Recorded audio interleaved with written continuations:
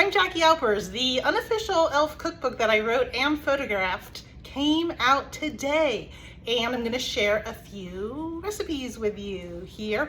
Oh, the first one is Christmas-style seafood enchiladas. We have a Manhattan because, of course, most of the movie takes place in Manhattan. Oh, here's Santa's ginger snap cookies from the very beginning of the film, if you remember that scene.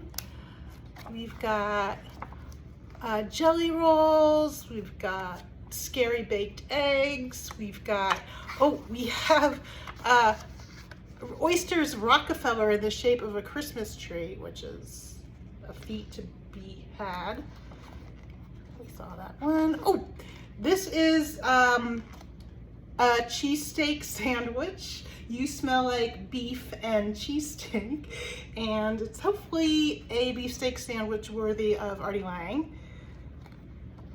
We've got popcorn to string or eat, and of course there's drinks. This is a spritzer, passion fruit spritzer. You can spritz right in your mouth, and there's so many other great recipes in this book.